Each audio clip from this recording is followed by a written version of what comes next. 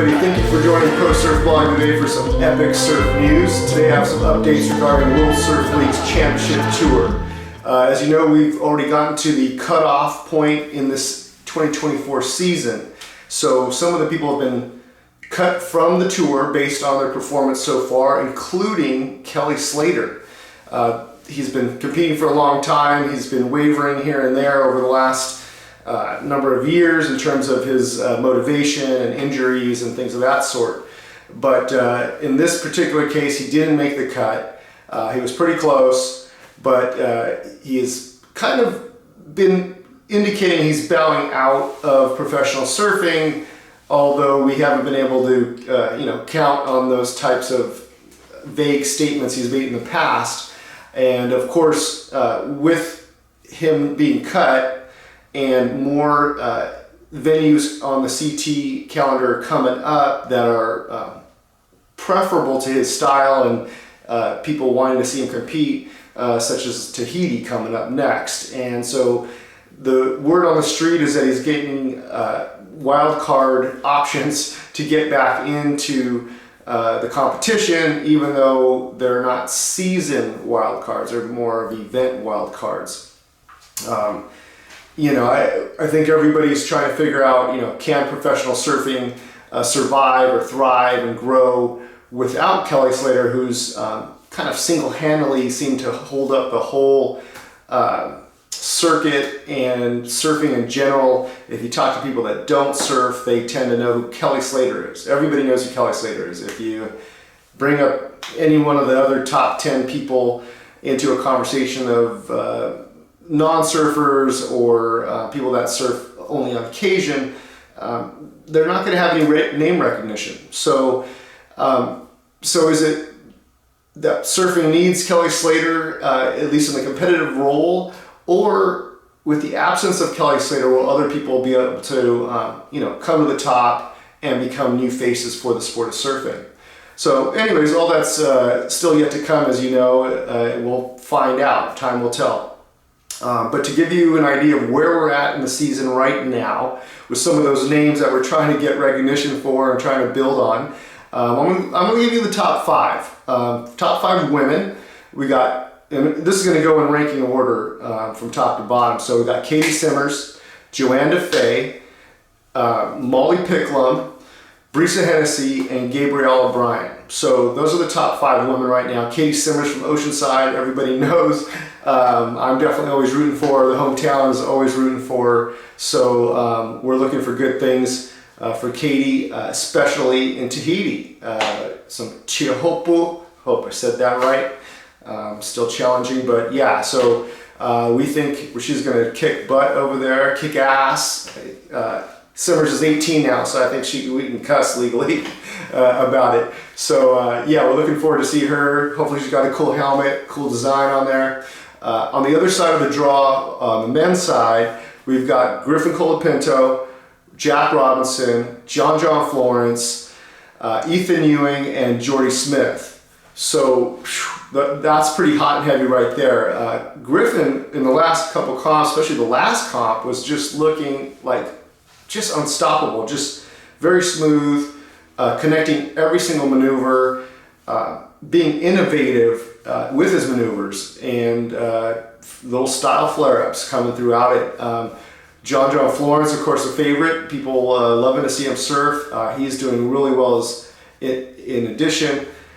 Ethan Ewing, I have to say, gosh, Ethan Ewing is looking stronger than ever, and definitely one of the top contingents, and could definitely take a title.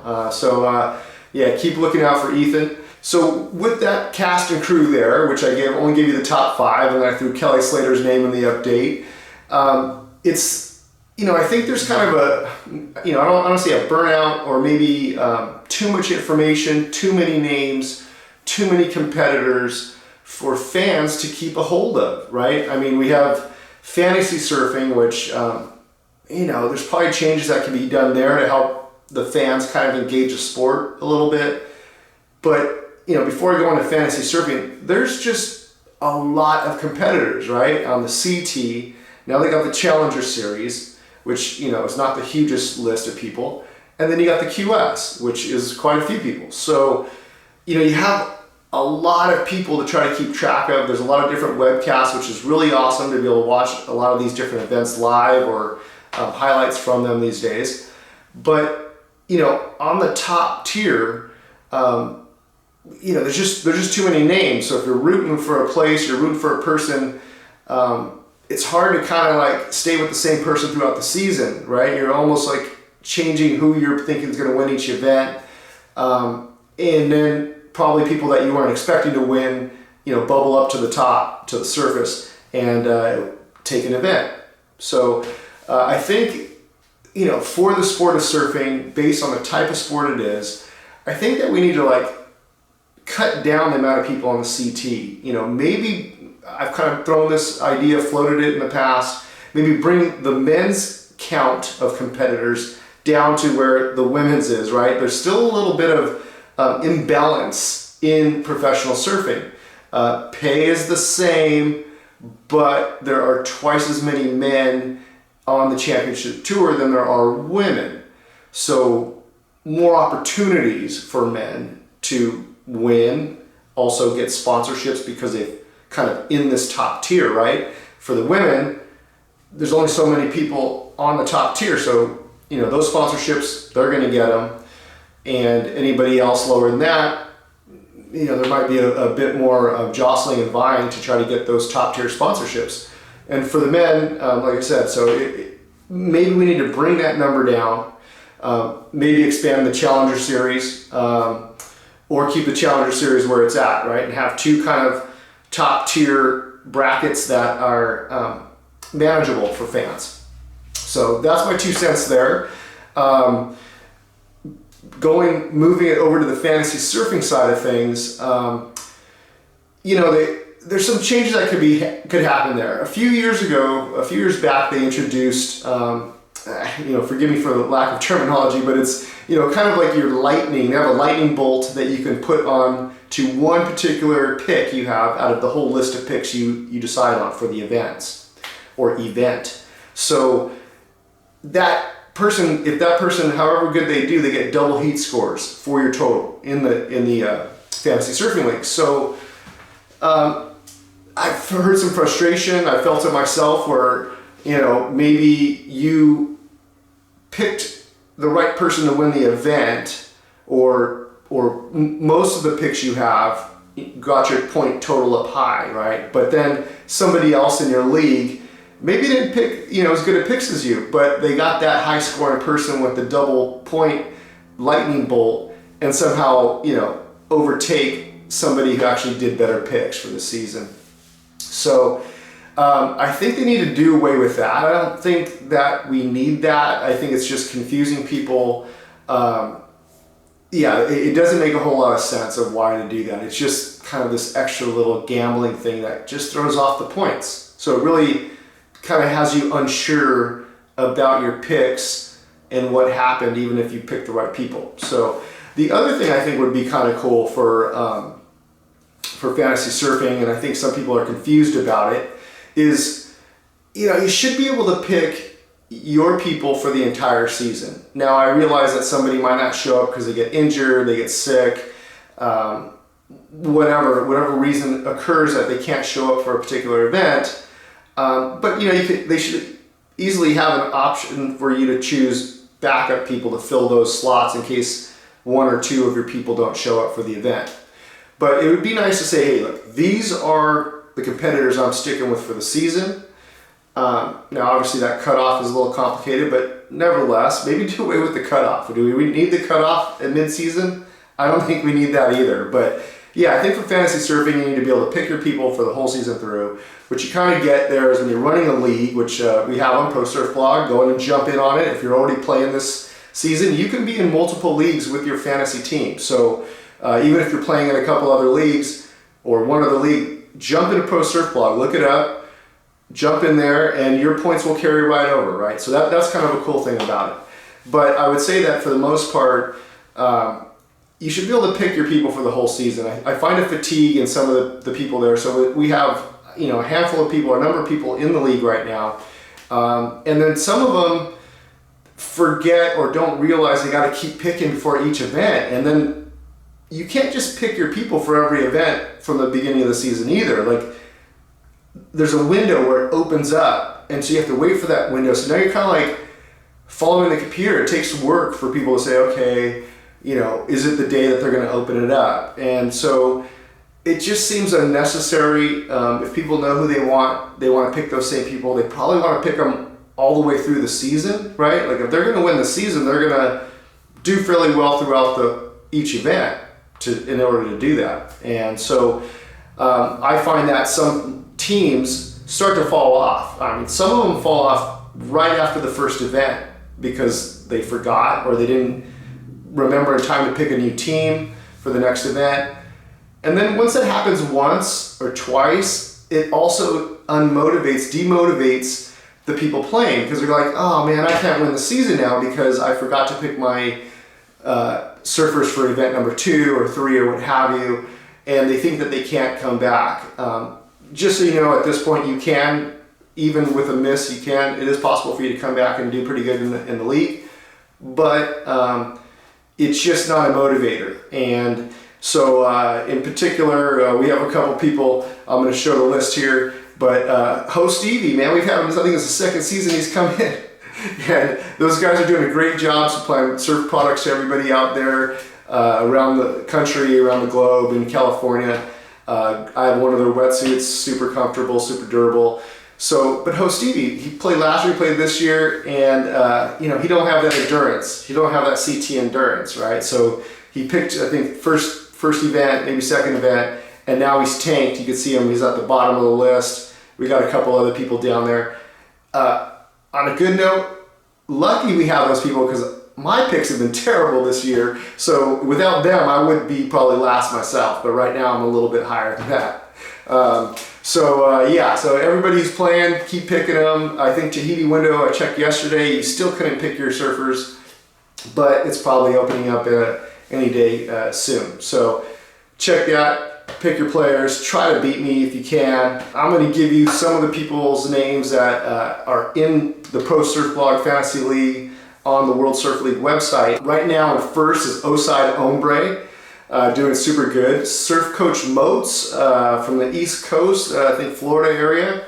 He's in second, crushing it. SurfDawg, a local right here in Oceanside. Third place, always picking him. He's been razzing me this year for my terrible picks.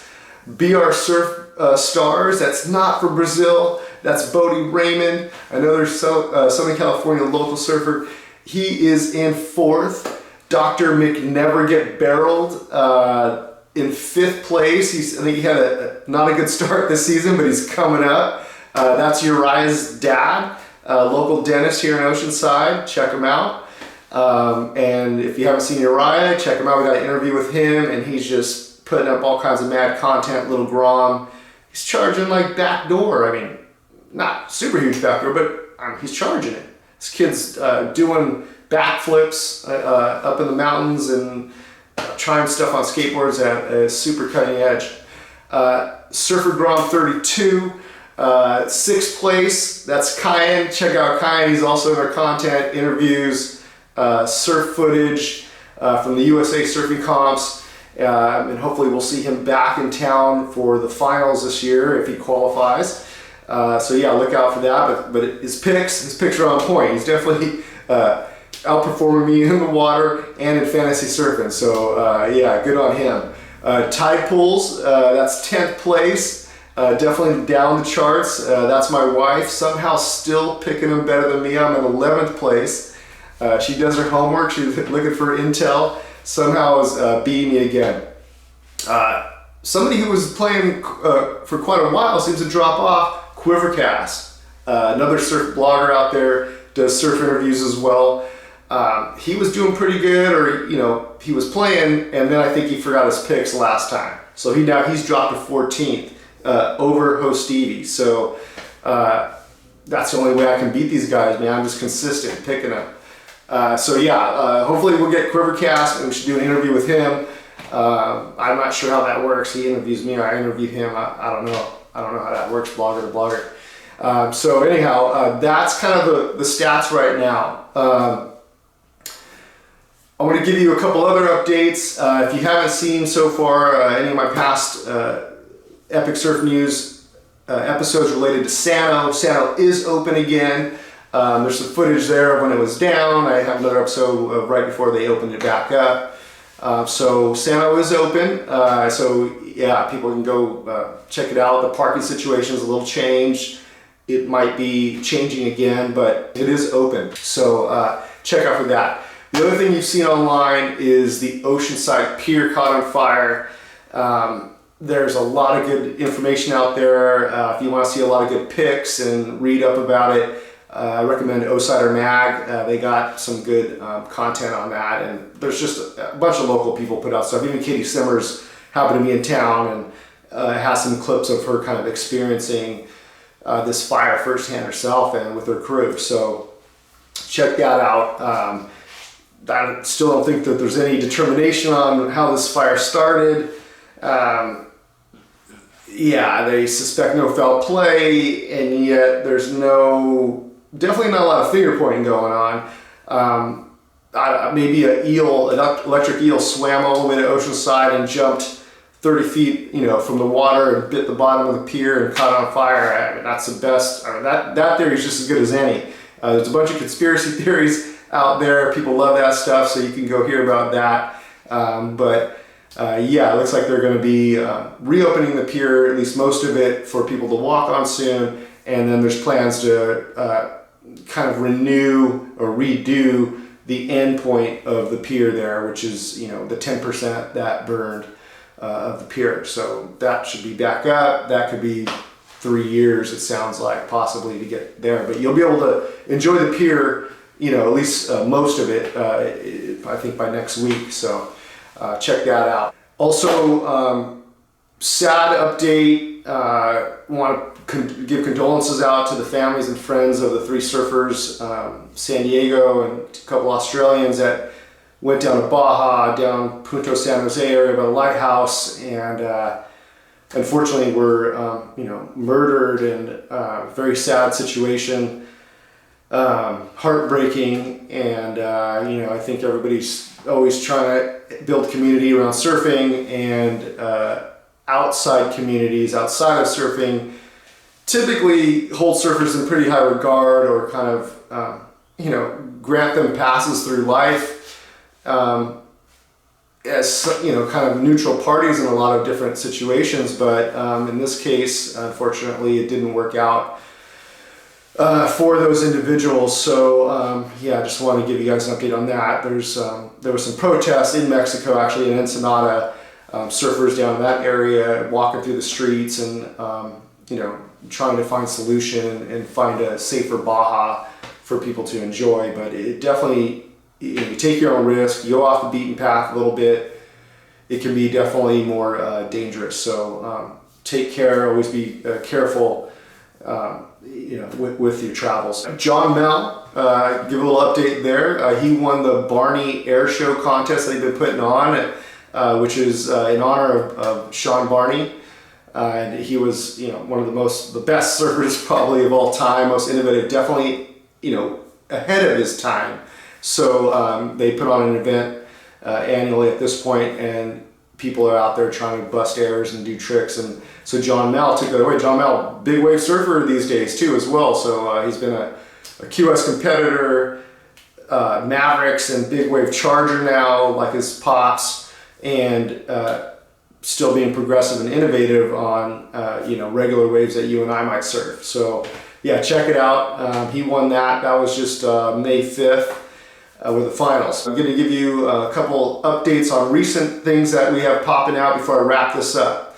So I have a handful of edits out there from just hitting the beach. Sometimes I hit the beach, hit record, get the action that's going on in the water, and just kind of shooting everybody, every skill level, whoever's out there, kind of the whole experience of what's taking place. And then from that, a lot of times I might take some time after that point and then pull out certain people that stuck out for whatever reason. And it doesn't have to be the best surfer, but just either somebody's got the best vibes, somebody maybe I recognize, or somebody who's just flowing. Everybody has their good day out there. So there's 5 names I want to throw out of some edits that I did recently. You should check them out if you haven't already, or go check them out again, or go back and comment or like or do, engage that content. So Melee, she's riding Jordy Smith surfboards. She's at 4 Doors at SanO. Super smooth. Check it out. Paired that with some local musicians' music. So that's a cool edit. Came out really fun. Reed, he's from Archaic Surfboards, local surfer, shaper, and he was out there the same day, so I cut out a little edit for Reed. And Scott and Melissa, I got Scott out there with his baseball hat, just cruising, gliding through as well. So those are 3 from SanO, 4 Doors on the same day. And then I have 2 other edits that came out from a previous Epic or Surf Sessions Raw episode I had, and that is of Rick Berry. Super fun video as well. He picked the music as some David Bowie jams, and then the last person was Sean Madison, Von Soul Surfboards. He was just super smooth and flowing that day. That's back from April, and yeah, he was connecting the dots, putting on a good show. So check out those 5 edits there. For the future, got a new little space here that I'm working with. So I'll be doing some edits like this in the studio style, and then I'll be doing some live webcasts, getting some past guests, getting some new guests on, and then thirdly, I'm going to go hit the streets, and I'm going to go hit a couple local surf shops in Oceanside. So I haven't even told them yet. I'm just going to run up on them. Now, I'll probably give them a little call, but I'm going to run up on them. I'm going to hit up Whitlock down on Mission. I'm going to hit up Asylum down on Mission. Asylum's a long time coming. Somebody's been on the show before, Mason. He works down there surfing with that team from the surf shop a lot. So Mason also doing QS events. So yeah, I'm going to go check out, give you a bird's eye view, see what's going on inside their shops, maybe some product, maybe get some shouts and some hoots and fist bumps with some of the crews over there. And then making that trip down south. HoStevie, I'll run up on his facility out there, man. He's making a ruckus. He's like a quiet rumbling happening right now. So we're gonna find out what's popping. We're gonna get with all this. So look out for all this stuff. We're gonna be busy. We've got things coming. And South Swells are on their way already too. Looks like today they're already hitting down here locally finally. So everybody, thanks so much for checking in, following along, engaging, yeah, I'll be sending out some invitations to more guests. So,